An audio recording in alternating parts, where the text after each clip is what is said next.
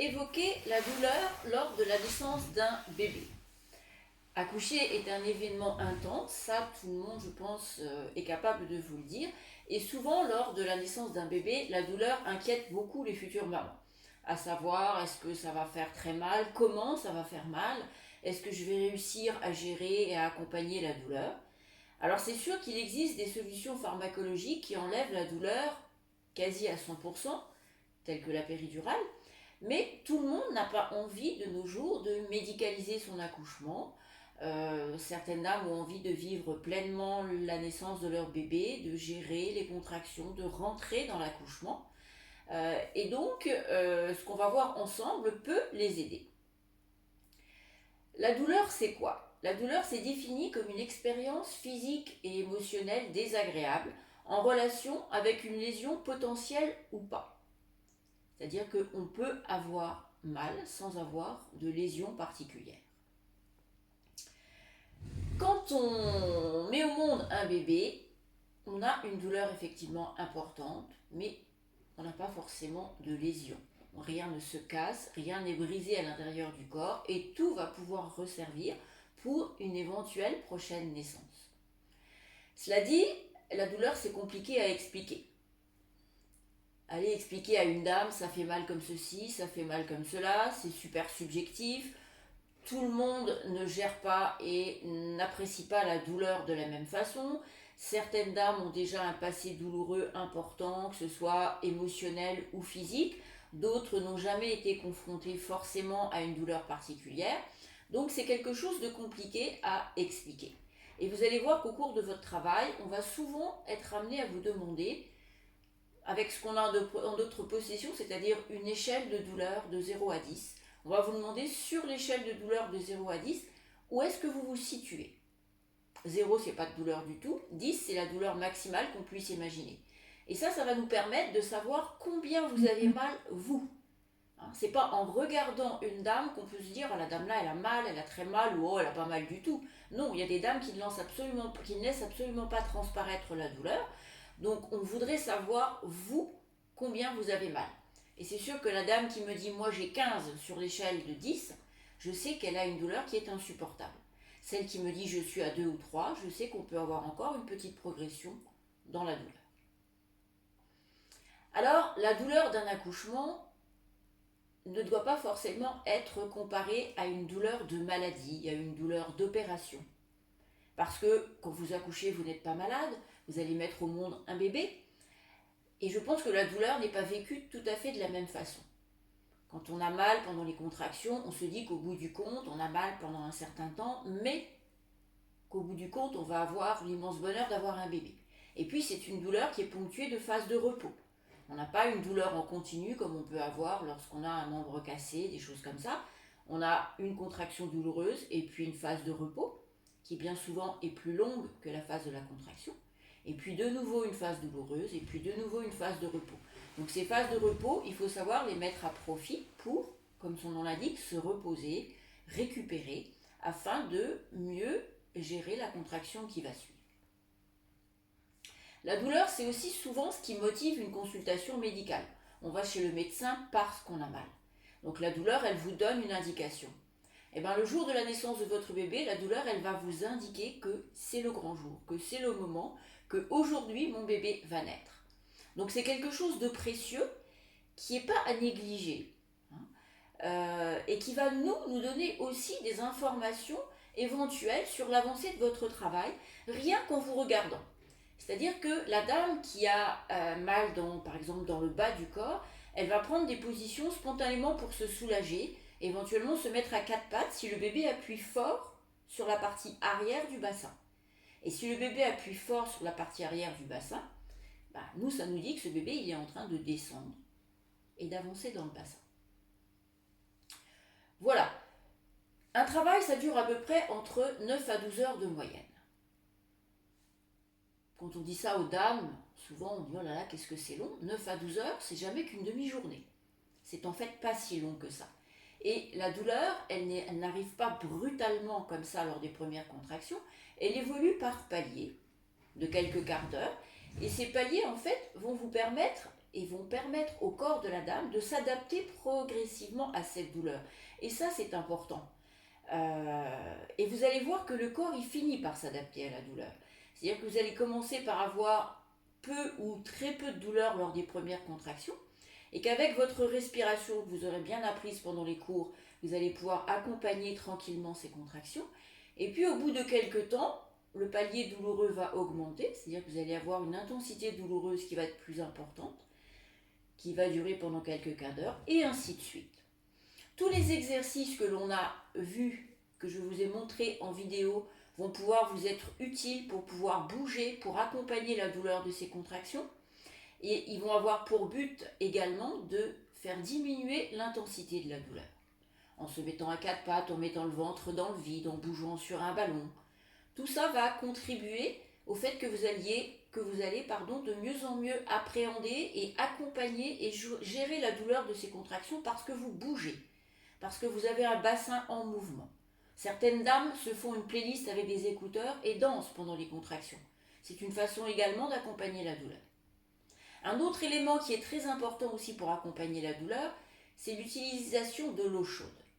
Alors quand on a une baignoire, c'est très bien, on va pouvoir prendre 1, 2, 3 bains d'une demi-heure, 3 quarts d'heure, et vous allez voir qu'en vous plongeant dans l'eau, non seulement il y a une sensation de bien-être qui va apparaître, mais vous allez voir aussi qu'il va y avoir une diminution de la douleur, et vous allez gérer les contractions bien plus facilement.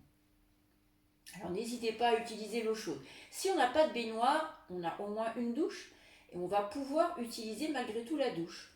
Alors quand je vous dis utiliser la douche, c'est pas juste pour vous laver, c'est y rester sous la douche. Un quart d'heure, 20 minutes. Alors rester un quart d'heure, 20 minutes avec des contractions debout sous la douche, ça finit par être compliqué. Donc si on a un ballon, on met le ballon dans la douche. Si on n'a pas de ballon, on met un tabouret ou une chaise en plastique sous la douche. Et on s'assoit. Et on laisse l'eau couler. Ça va vous détendre aussi énormément. Et si vous êtes détendu par l'eau chaude, pensez aussi que le col de l'utérus, il va aussi pouvoir se détendre. Donc c'est quelque chose qui va finalement améliorer aussi la dilatation du col de l'utérus. Autre phénomène très important. Alors moi, ce qu'on va voir ensemble là, il y a 3 techniques qui visent en fait à moduler la douleur pour vous permettre de la gérer plus facilement. Ces 3 techniques sont les suivantes. Ce sont des massages non douloureux qui vont être effectués sur l'endroit d'où provient la douleur. Puis des massages profonds et douloureux qui vont être effectués sur un autre endroit du corps que celui d'où provient la douleur. Et puis, la dernière partie, ce sera le contrôle du système nerveux central par la pensée, par la respiration, par la concentration. Voilà. Alors, ensemble sur cette vidéo, là, aujourd'hui, on va voir les techniques de massage profond et douloureux sur un endroit autre que celui d'où provient la douleur. À quoi est-elle due la douleur lors d'un travail et lors d'un accouchement? Alors, il faut savoir déjà que lors d'une composante douloureuse, il y a une composante physique, une douleur physique et une douleur aussi morale. La douleur morale lors d'un accouchement, lors d'un travail, elle est surtout liée au stress, à l'anxiété, de ne pas savoir comment ça va se passer, de ne pas savoir qui va s'occuper de nous, de ne pas savoir combien ça va être douloureux, en ce moment de savoir si le papa va pouvoir être à vos côtés ou pas. Cette composante morale ou psychologique de la douleur est très importante et va pouvoir réellement être accompagnée par la présence du ou de la partenaire, de la personne qui doit vous accompagner lors de la naissance de votre bébé. Sa présence, elle est, on va dire, indispensable pour vous, elle est très rassurante. Encore que même la personne qui vous accompagne ne fasse rien, simplement le fait d'être présent va être important pour vous. Alors, à côté de la présence, bien évidemment, la personne qui est à côté de vous va pouvoir gérer vos besoins, gérer votre alimentation, éviter que vous soyez perturbé par des appels téléphoniques, maintenir la zone zen et vous faire laisser dans votre petite bulle, dans la bulle qu'on est lorsqu'on gère des contractions, va pouvoir être en fait à votre service pour faire différents massages, pour vous aider à respirer, pour vous dire tiens, tu devrais prendre telle ou telle position qui va te soulager. Voilà, c'est une présence qui est très importante. Après, au niveau composante psychologique de la douleur, les contractions, elles vont être gérées par la respiration qu'on a déjà apprise et que je vous ai déjà montré dans une vidéo, la respiration abdominale, que je vous rappelle ici. C'est-à-dire que quand la contraction arrive, on expire tout doucement en rentrant le ventre en ceinture. On commence par rentrer le ventre au-dessus du pubis et progressivement on rentre jusqu'en dessous du sternum. On essaye de souffler doucement et longtemps. On est actif sur l'expire, c'est-à-dire qu'on essaye de l'allonger. Et on est passif sur l'inspire, c'est-à-dire qu'une fois qu'on n'a plus d'air, on ouvre la bouche, on ouvre le nez, on laisse l'air rentrer et le ventre il va se regonfler tout seul. Bien, il faut qu'à chaque contraction que vous avez, vous utilisiez cette respiration jusqu'à la fin de la contraction. Après, on peut aussi utiliser l'imagerie mentale, c'est-à-dire qu'à chaque fois qu'on a une contraction, on se replonge dans quelque chose qui nous a fait plaisir, qui nous rappelle des bons souvenirs. Ça peut être quelqu'un, ça peut être un moment, ça peut être une musique, ça peut être une image de vacances. Et à chaque contraction, on essaye de se replonger dans l'imaginaire de cette image. Et puis on va pouvoir aussi utiliser tout ce qui est relaxation musicale, utilisation musique, mais aussi relaxation. D'ailleurs, je ferai une vidéo sur une relaxation un petit peu plus tard. Voilà pour le côté utilisation du système nerveux central pour gérer la douleur plutôt du côté psychologique. Maintenant, la douleur physique, elle est due à quoi? Un utérus, le corps de l'utérus en lui-même n'est pas forcément très douloureux. Par contre, ce qui est douloureux sur l'utérus, c'est le col de l'utérus. Et lors de la première phase du travail, c'est-à-dire la phase où le col de l'utérus va diminuer progressivement puis s'effacer, ça, c'est une phase douloureuse. Ce qui est douloureux aussi, c'est l'étirement du segment inférieur qui se trouve juste au-dessus du col de l'utérus, qui est la jonction entre le corps et le col de l'utérus. Ce segment va s'étirer. Ça, c'est quelque chose de douloureux aussi. Donc, dans la première partie du travail, c'est un ensemble douloureux qui est essentiellement situé sur ce que je viens de vous expliquer. Dans la deuxième partie du travail, la douleur, elle descend un petit peu plus vers le bas du bassin. Elle va être liée à la progression du bébé dans le bassin. Elle va être liée aussi au mouvement du bassin qui s'adapte à la naissance du bébé, à l'étirement du périnée, du muscle du périnée. Elle va pouvoir être liée aussi à la pression que la tête de votre bébé va exercer en avant mais aussi en arrière sur les racines nerveuses du bas du dos. La tête qui va appuyer sur le périnée, qui va appuyer sur l'orifice anal. Donc c'est une douleur qui va essentiellement être liée dans le bas du bassin. Voilà en quoi consiste un petit peu la douleur au moment des contractions. Donc ce qu'on va voir ensemble là est une ressource que tout le monde possède. Ce que je veux mettre en évidence, c'est en fait les ressources que l'on a tous et toutes pour accompagner et gérer la douleur des contractions. Peut-être que ces ressources seront suffisantes pour vous accompagner pendant votre travail et que vous pourrez aller jusqu'au bout de la naissance de votre bébé avec ces ressources. Et peut-être que ça ne vous suffira pas ou que vous allez trouver ça pas assez efficace et qu'il vous faudra avoir recours à une péridurale si vous en avez envie.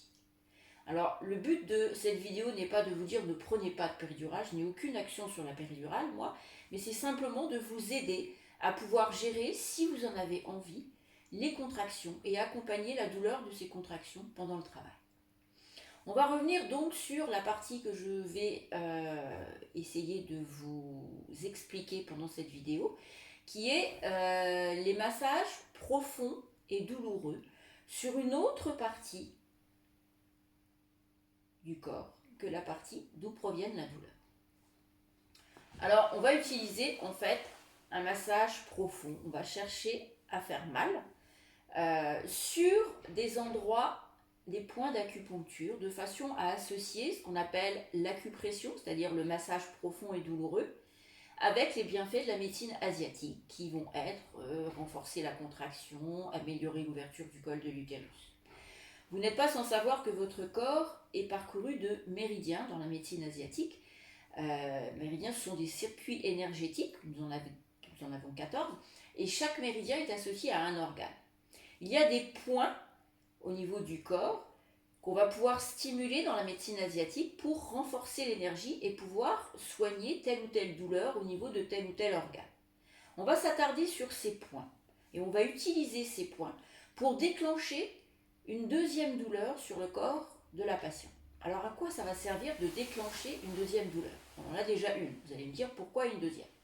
En fait, en déclenchant une deuxième douleur, on va provoquer chez la maman une sécrétion d'endorphine, c'est-à-dire de morphine, qui va aller noyer la douleur partout dans votre corps, sauf à l'endroit de la deuxième douleur. C'est-à-dire que si j'appuie par exemple et je crée un massage profond et douloureux au niveau de la main, je vais déclencher une sécrétion de morphine qui va enlever la douleur partout dans mon corps, sauf à l'endroit précis de la main.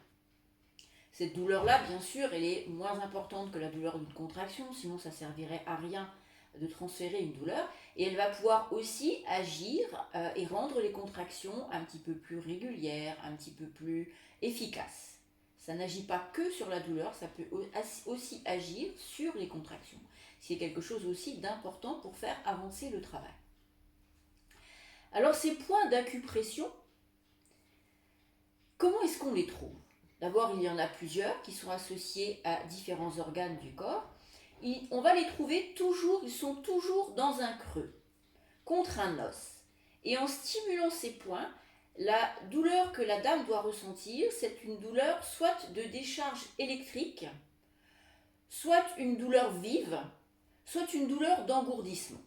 On cherche à provoquer cette douleur et le principe, c'est que quand la contraction va arriver, on va pratiquer ce massage profond et douloureux sur la dame de façon à déclencher la sécrétion de morphine et on va faire ça pendant toute la durée de la contraction. L'intérêt quand vous arrêtez, c'est que l'effet bénéfique va se poursuivre encore une quinzaine, voire une vingtaine de secondes une fois que la contraction sera terminée. Alors on a plusieurs points qu'on va apprendre à stimuler. On a le point du gros intestin qui se trouve au niveau de la main. On a le point de la vésicule biliaire qui se trouve à l'intérieur de la fesse, près d'un petit muscle qui s'appelle le piriforme.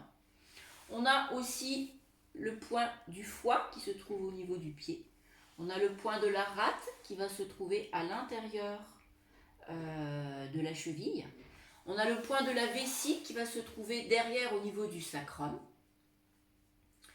Et on a le point au niveau du cœur, donc qui se trouve à l'intérieur de la main, dont je ne vous parlerai pas parce qu'il est un petit peu compliqué à trouver et que les autres points sont plus faciles et efficaces. Alors, pour revenir, on va démarrer d'emblée par le point au niveau du sacrum. En fonction de la position de la dame, alors ce sont les papas bien évidemment qui vont effectuer ces massages douloureux et profonds et ils vont choisir le point à traiter en fonction de la douleur de la dame et aussi en fonction de la position de la dame. D'accord ? Si par exemple la dame est en train de gérer des contractions avec le bas du dos accessible, on va pouvoir utiliser le point de la vessie qui se trouve en fait au niveau du sacrum. Alors comment est-ce qu'on va reconnaître ce point-là? Vous allez prendre le haut de l'arrêt des fesses comme point du triangle. La colonne vertébrale passe au milieu. Et au niveau des deux petites fossettes, au niveau des articulations sacro-iliaques, vous allez pouvoir tracer un triangle qui part des deux petites fossettes et qui va jusque au niveau du haut de l'arrêt des fesses. Et le sacrum, en fait, est situé à cet endroit-là. Le papa ou la personne qui vous accompagne va poser ces deux points comme ça, de part et d'autre de la colonne vertébrale, au niveau du sacrum. Et va exercer une pression très importante. Quand je dis très importante, il faut vraiment qu'il appuie avec ces deux points pendant tout le temps de la contraction pour déclencher justement cette production de morphine chez la dame. Puis une fois la contraction terminée, il va relâcher la pression. Ça, c'est le point que moi, personnellement, j'utilise le plus souvent quand j'accompagne une dame, parce qu'il va gérer en fait toutes les douleurs qu'on peut avoir au bas du dos pendant les contractions. Et elles sont souvent dans cet endroit-là, les douleurs de la contraction. Donc il ne faut pas hésiter à appuyer de façon importante, voire même parfois on peut faire des petits cercles comme ça sans bouger le poing, mais en gardant le poing et hop, en tournant comme ça. Comme ça, si vous n'êtes pas tout à fait sur le point de la vessie, en faisant des petits cercles comme ça, vous allez finir par être dessus.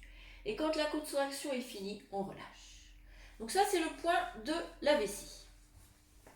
Autre point maintenant qui se trouve au niveau de la fesse et qui va être intéressant pour soulager aussi toutes les douleurs du bas du dos, du bas du corps en fait, et pour renforcer et stimuler un petit peu les contractions. Ce point est à trouver au niveau de ce qu'on appelle un petit muscle qui se trouve dans la fesse qui s'appelle le piriforme. Comment est-ce qu'on trouve ce point? Alors, on va installer la dame sur le côté. Je pourrais vous mettre comme ça, voilà. Avec un polochon comme ça. Voilà, comme ça. D'accord? Et là, on va avoir accès au dos de la dame. Alors, pour être sûr de bien avoir le point, vous allez lever la jambe de la dame et mettre un doigt au niveau de la tête du trochanter, la tête du fémur, là, sur le côté. Et puis ensuite, vous allez prendre le haut de l'arrêt des fesses. Vous allez séparer cette distance-là en 3 parties à peu près égales et mettre votre doigt sur la partie la plus externe. Et si vous appuyez un petit peu là, vous allez déclencher une douleur qui est relativement vive. Ça, c'est le point de la vésicule biliaire. Pendant toute la durée de la contraction, la personne qui vous accompagne va pouvoir masser ce point, soit avec le pouce, comme ça en tournant, soit avec le poing, soit parfois, sur certaines personnes, avec le coude. Une fois la contraction terminée, vous relâchez. Donc ça, c'est le point de la vésicule biliaire. Ensuite, on va pouvoir trouver le point du gros intestin.